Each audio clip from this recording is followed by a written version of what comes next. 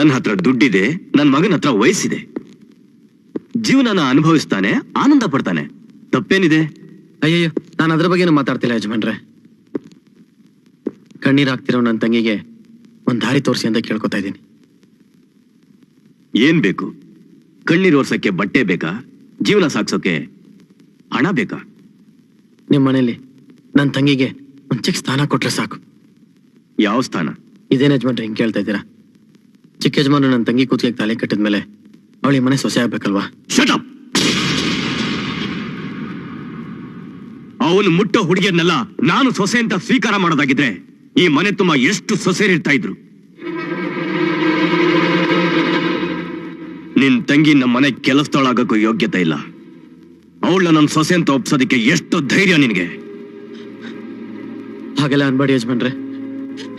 ನನ್ನ ತಂಗಿ ತುಂಬಾ ಓದಿದಾಳೆ ಯಜಮಾನ್ರೆ. ಅದೆಂತದ್ದು ಬಿ ಎ ಓದಿದಾಳೆ ಯಜಮಾನ್ರೆ. ಅವಳು ನಿಮ್ ತರ ಇಂಗ್ಲಿಷ್ ಎಲ್ಲ ಮಾತಾಡ್ತಾಳೆ ಯಜಮಾನ್ರೆ. ನನ್ ಜೀವ ಇರೋ ಗಂಟ ನಿಮ್ ಮನೇಲಿ ಜೀತ ಮಾಡ್ಕೊಂಡಿದ್ದು ಬಿಡ್ತೀನಿ. ನನ್ ತಂಗಿ ಜೀವನ ಹಾಳು ಮಾಡ್ಬೇಡಿ ಯಜಮಾನ್ರೆ. ಅವಳಿಗೆ ಬಾಳ್ ಕೊಡಿ ಯಜಮಾನ್ರೆ. ನನ್ ತಂಗಿಗೆ ಬಾಳ್ ಕೊಡಿ ಯಜಮಾನ್ರೆ. ನನ್ ತಂಗಿಗೆ ಬಾಳ್ ಕೊಡಿ. ಯಾಕಿಷ್ಟು ಗೋಳಾಡ್ತೀಯ? ನಿನ್ ತಂಗಿ ಓದ್ದೋಳು, ಸಿಟಿಲಿದ್ದೋಳು. ಸಿಟಿ ಹುಡುಗಿಯರಿಗೆ ಇದೇನು ಹೊಸ್ತಲ್ಲ, ಇಂಥದ್ದೆಷ್ಟೋ ನಡೆದು ಹೋಗಿರುತ್ತೆ. ಯಜಮಾನ್ರೆ, ನನ್ ತಂಗಿ ಬಗ್ಗೆ ಇನ್ನೊಂದು ಮಾತಾಡಿದ್ರೆ ಹುಷಾರ್. ಇಲ್ಲೆಲ್ಲಿ ಮಾತಾಡ್ತೀಯ? ಹೋಗ್ ನಿನ್ ತಂಗಿನ ಕೇಳು, ನನ್ ಮಗ ಎಷ್ಟನೇವನು ಅಂತ.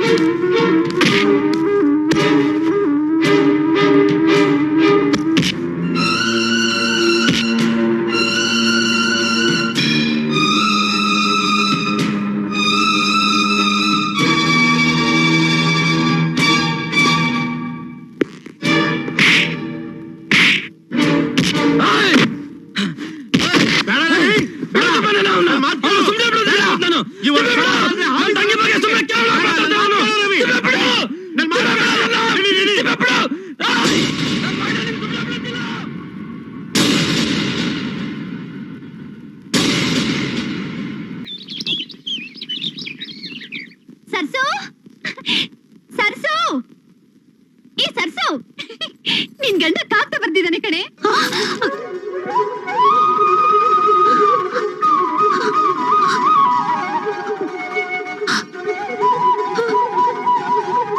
ಸರ್ಸು, ಏನ್ ಬರ್ದಿದಾರವ?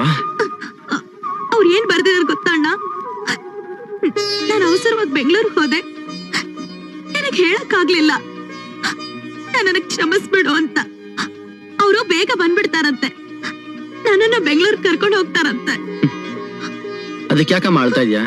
ಸಂತೋಷ ಪಡ್ಬೇಕು ತಾನೆ, ಅಳಬಾರ್ದು. ಲೋ ತಿಪ್ಪೇಶ, ಅಲ್ ನೋಡು ನನ್ನ ತಂಗಿ ನೋಡು. ಗೌರಿ, ಅವಳ ಮಗದಲ್ಲಿ ನಗು ನೋಡಿ ಎಷ್ಟ್ ದಿವಸ ಆಯ್ತಲ್ಲ. ಸರ್ಸು, ಇನ್ನೇನ್ ಬರ್ದವ್ರ ಕಾಗ್ದಲ್ಲಿ? ಅರೆ, ಯಾಕೆ ನಾಚ್ಕೊಂಡು ಹೊಟ್ಟೋದ್ಲಿ ಅವಳು? ಗೌರಿ, ಯಾಕೆ ನಾಚ್ಕೊಂಡ್ಲ ಅವಳು? ಅಂತದೇನ್ ಬರ್ದವ್ರ ಕಾಗ್ದಲ್ಲಿ? ಇವಳು ನಾಚ್ಕೊಳ್ಳಲ್ಲಪ್ಪ.